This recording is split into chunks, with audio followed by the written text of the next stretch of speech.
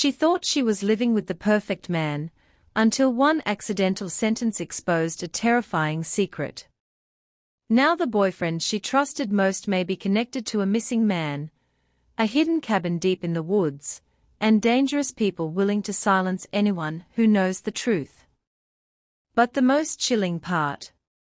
He says she's already in danger too. Emily Carter had always believed her life was finally settling into something peaceful. At 28, she lived in a quiet suburban neighborhood outside a fictional Midwestern American city called Brook Hollow. She worked as a pediatric nurse at a local children's clinic, spent weekends visiting coffee shops with friends, and shared a small but beautiful townhouse with her boyfriend, Ryan Mitchell. To everyone around them, they looked like the kind of couple people envied. Ryan was calm, charming, and dependable.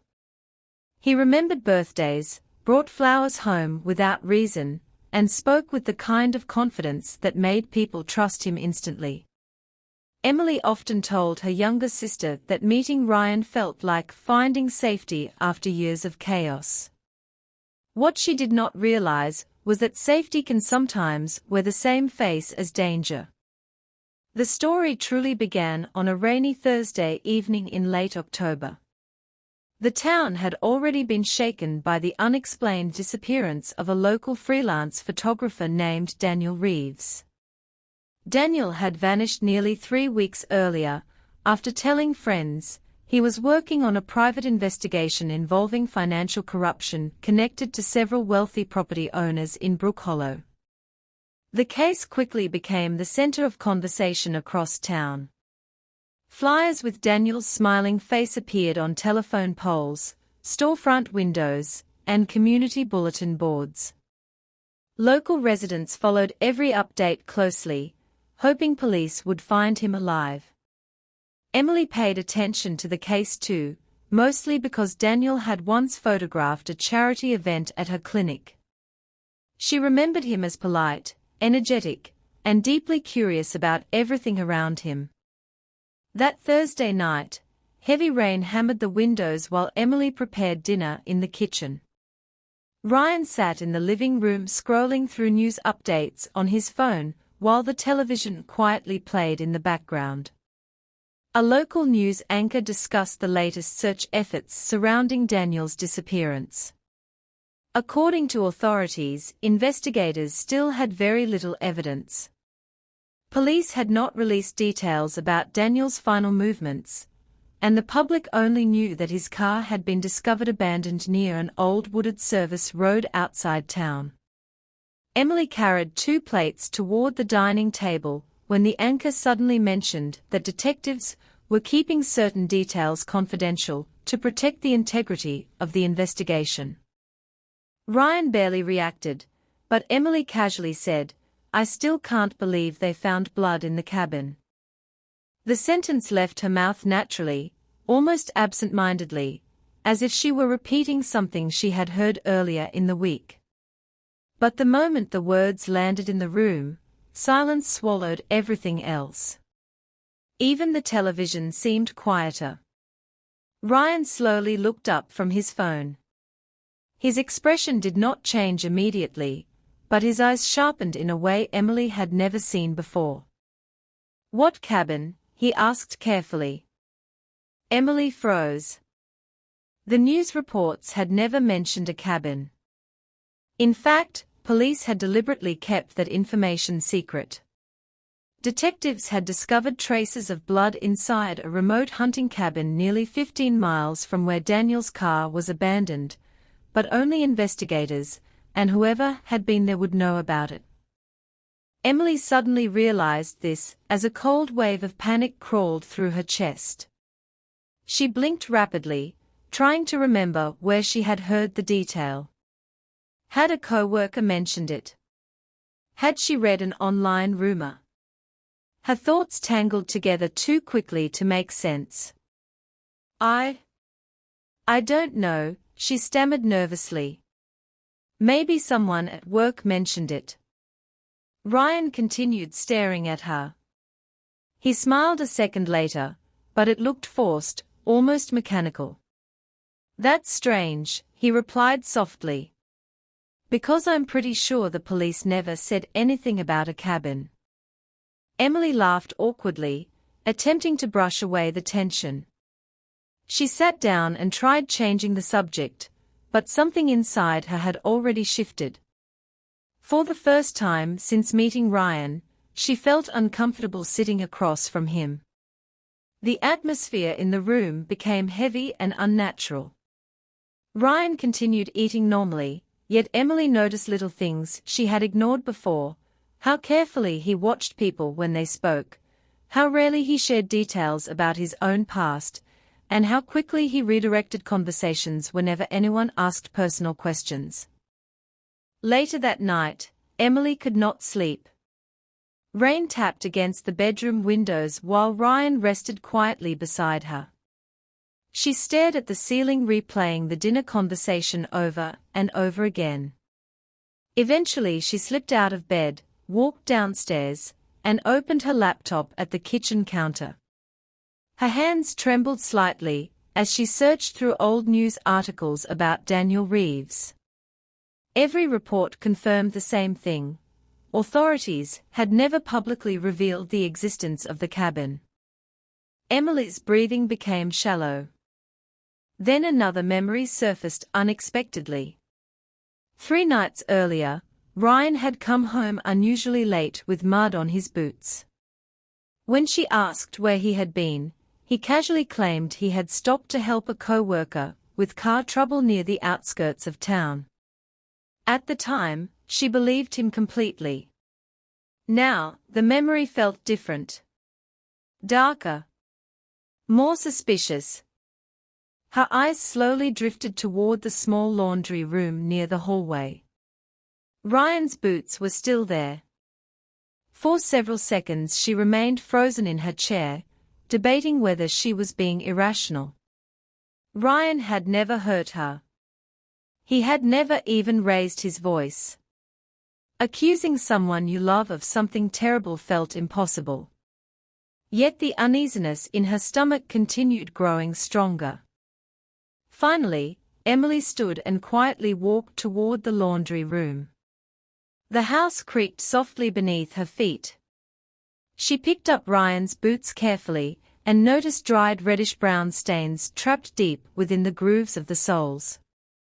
Mud, or possibly something else. Her heartbeat accelerated. Then she noticed another detail. Caught in the side zipper of one boot was a tiny piece of torn fabric. Dark blue. Almost black. Emily stared at it in horror, because she instantly recognized the color. It matched the jacket Daniel Reeves had been wearing in the missing person photo shown on every news broadcast in Brook Hollow. Emily stood motionless in the dim laundry room, gripping Ryan's boot so tightly her knuckles turned pale. The tiny strip of dark fabric trapped in the zipper suddenly felt heavier than anything she had ever held before. Her mind desperately searched for another explanation, something ordinary and harmless, but every possibility collapsed beneath the growing weight of fear. Outside, thunder rolled across the October sky while rainwater slid down the windows in restless streams. The quiet townhouse no longer felt warm or familiar. It felt watched. Very slowly, Emily placed the boot back exactly where she had found it. She forced herself to breathe normally, terrified Ryan might wake up and notice her panic. Every sound inside the house seemed amplified: the ticking kitchen clock, the hum of the refrigerator, the creak of wooden floorboards settling beneath the storm outside. She wiped her trembling hands against her sweatshirt and carefully returned upstairs. Ryan was still asleep. At least, he appeared to be. The bedside lamp cast a faint amber glow across his face, softening his features into the same calm expression she had trusted for nearly 2 years. Emily stared at him from the doorway, trying to reconcile the man sleeping peacefully in their bed with the terrifying possibility forming inside her head. She remembered their first date at a small lakeside restaurant. She remembered the weekend road trips, the movie nights, the promises about buying a larger home someday. Every memory now felt distorted, as though someone had quietly rewritten parts of her life without her noticing. Emily slipped back into bed carefully, keeping as much distance between them as possible. Sleep never came. Instead, she listened to Ryan's slow breathing while questions spun endlessly through her mind. Around 4 a.m, Ryan shifted slightly and murmured something unintelligible before turning toward her. Emily's entire body stiffened. For one horrifying second, she wondered if he knew she had gone through his things. But he remained asleep. By sunrise, exhaustion weighed heavily on her, yet the fear inside her felt sharper than ever. The next morning, Ryan acted completely normal. He stood in the kitchen making coffee while humming softly to himself. Sunlight streamed through the windows, creating an almost surreal contrast to the dread consuming Emily internally. He smiled when she entered the room. "You okay?" he asked casually. "You look tired." Emily forced herself to smile back. "Just didn't sleep much." Ryan walked over and kissed her forehead. The gesture should have comforted her. Instead, it sent a chill down her spine. She noticed a thin scratch near his wrist partially hidden beneath his watchband. "How'd you get that?" she asked carefully. Ryan glanced at it for less than a second. "Warehouse accident yesterday," he replied smoothly. "Nothing serious." His answer came too quickly. Emily nodded and pretended to accept it, but internally every instinct screamed that something was wrong. She suddenly realized she could not let him suspect anything. If Ryan truly was connected to Daniel Reeves' disappearance, confronting him recklessly could place her in danger. The thought terrified her because it forced her to consider something she had been avoiding since the previous night. She might be living with someone capable of terrible things. Ryan left for work shortly before 8 o'clock. Emily watched his truck disappear down the street before locking every door in the house. The second she heard the engine fade into the distance, she rushed upstairs and grabbed her phone. Her first instinct was to call the police immediately, but fear stopped her. What would she even say? That her boyfriend looked nervous when she mentioned a cabin. That she found mud on his boots and a piece of fabric that resembled a missing man's jacket. None of it felt concrete enough. Worse, if investigators approached Ryan without evidence and he discovered she had spoken to them, she had no idea how he might react. Instead, Emily called the only person she trusted completely, her older cousin Natalie Brooks, a former crime reporter who now worked for a regional newspaper in Chicago. Natalie had spent years covering investigations and understood how carefully police protected confidential details. If anyone could tell Emily whether her fears were reasonable, it was her. Natalie answered on the second ring. At first Emily tried explaining calmly, but emotion quickly overtook her.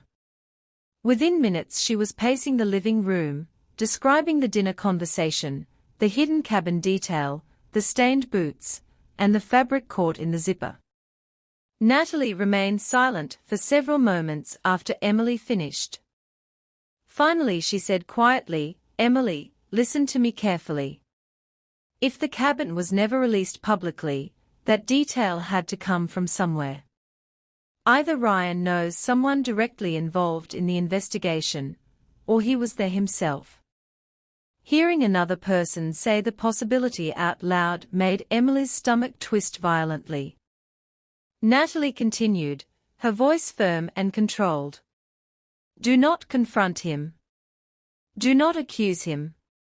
And do not let him realize you're suspicious." "What am I supposed to do?" Emily whispered. Document everything. Take pictures if you can. Write down dates, conversations, anything unusual you remember. Then contact investigators directly, but do it safely. Emily agreed, though her hands were shaking again. After ending the call, she retrieved the boots and photographed the stains and fabric carefully using her phone. She also searched through Ryan's jacket pockets, feeling guilty and terrified at the same time. Most of the pockets contained ordinary items, receipts, loose change, work gloves, but inside one jacket she discovered something that made her blood run cold. A folded map. Not unusual by itself, except for one thing. A red marker circle had been drawn around a remote wooded area outside Brook Hollow.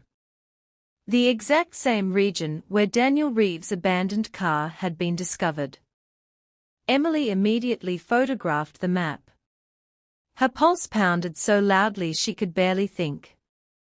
As she unfolded the paper further, another item slipped onto the floor, a small silver key attached to a faded motel tag labeled Room 214.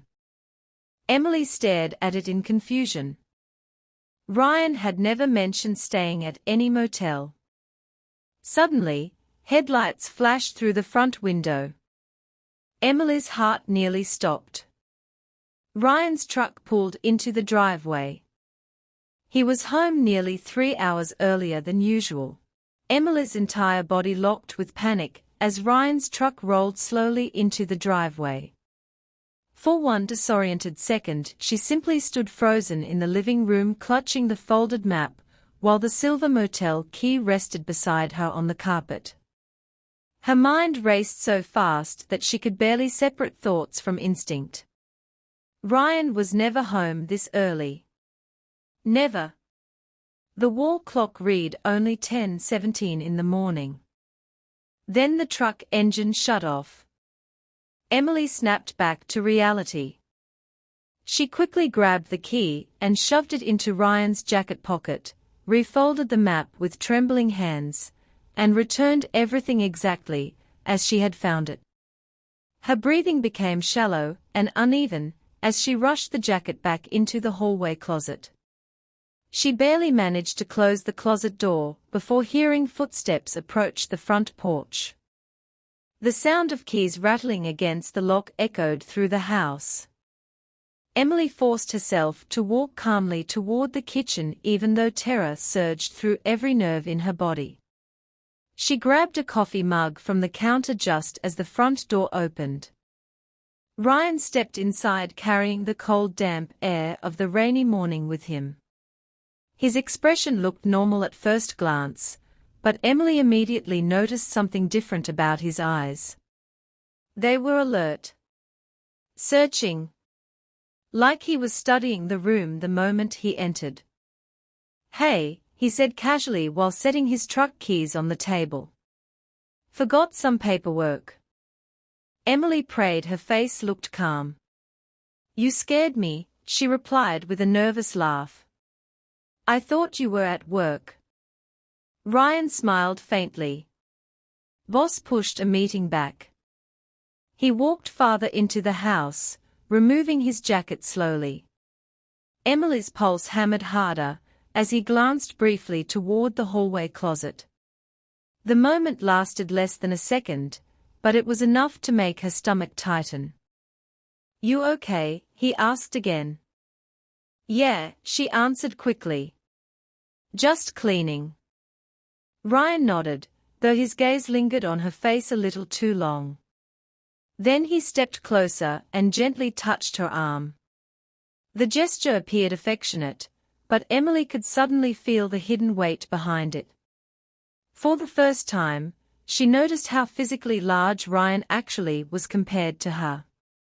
Until now, his size had always made her feel protected.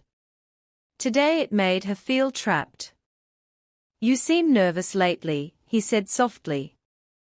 Emily forced another smile.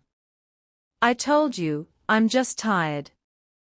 For a moment neither of them spoke. Rain tapped lightly against the windows while silence stretched between them in an almost unbearable tension. Then Ryan suddenly leaned forward and kissed her forehead again. "You work too hard," he murmured. Emily nearly flinched. Ryan disappeared upstairs to retrieve his paperwork, leaving Emily alone in the kitchen fighting to keep herself composed. She heard drawers opening upstairs, closet doors sliding, footsteps moving slowly across the bedroom floor. Then everything went quiet. Too quiet. Emily looked toward the ceiling, her pulse accelerating again. Seconds later, Ryan's footsteps began descending the staircase. But they sounded slower now. More deliberate. When he re-entered the kitchen, he was holding his office folder in one hand and Emily's phone in the other. "I think you left this upstairs," he said calmly. The color drained from Emily's face. Her phone screen was lit. The photographs she had taken earlier were still open. For one horrifying second, neither of them moved. Ryan looked at the screen silently, the pictures of the boots, the stains, the fabric, the map. Then he slowly lifted his eyes toward Emily. The warmth in his expression had vanished completely. "What is this?" he asked quietly. Emily's mouth went dry. She tried speaking, but no words came out. Ryan took a slow step toward her. "I asked you a question." His voice remained calm, almost gentle, which somehow frightened her more than yelling would have. Emily instinctively backed toward the counter. I was worried," she whispered. "Worried about what?" "The cabin." The moment the word left her mouth, Ryan's jaw tightened slightly. Another long silence filled the room. Finally Ryan set the phone carefully on the kitchen table and rubbed his hands together, as though trying to think. When he spoke again, his tone sounded strangely disappointed rather than angry. "You should have left this alone, Emily." Fear surged through her chest. "What happened to Daniel?" she asked shakily. Ryan stared at her for several seconds before answering. "You don't understand what kind of person he really was." "That's not an answer." Ryan exhaled slowly and looked away for the first time. "Daniel made mistakes. Dangerous ones." Emily felt tears forming in her eyes, but she forced herself to stay focused. "Did you hurt him?" Ryan's silence became the answer. The room suddenly felt smaller, the air heavier. Emily realized with terrifying clarity that she was standing alone in a locked house with a man she no longer recognized. Ryan moved toward the window and looked outside at the rain-covered street. His posture remained strangely composed, almost emotionless. "You know what the worst part is," he said quietly. "I really did love you." Emily's heartbeat thundered in her ears. "What does that mean?" she whispered. Ryan turned back toward her slowly. "It means none of this was supposed to involve you." The statement chilled her more deeply than anything else he had said. Emily's mind desperately searched for escape routes. The front door stood only 15 feet away, but Ryan was between her and the entrance. Her phone remained on the table beside him. She tried calculating whether she could run past him fast enough, but fear rooted her in place. Then Ryan surprised her. He sighed heavily and pulled a chair away from the table before sitting down. He suddenly looked exhausted, as though carrying an invisible weight for far too long. "Daniel found something he wasn't supposed to find," Ryan said quietly. "That's all I'm going to say." Emily listened carefully, afraid to interrupt.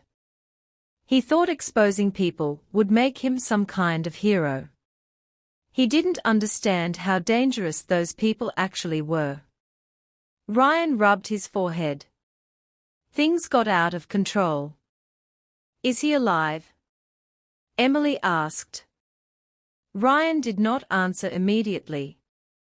But the sadness that crossed his face told her everything. Emily fought back tears as cold dread settled into her chest. This was no longer suspicion or fear built on fragments of evidence. Ryan was involved. Maybe not alone. Maybe not in the way she first imagined. But involved enough to know the truth. Then Ryan said something that made her blood run cold all over again. They are going to come looking for you now too. Emily stared at him in confusion. Who? Ryan looked directly into her eyes. The people Daniel was investigating.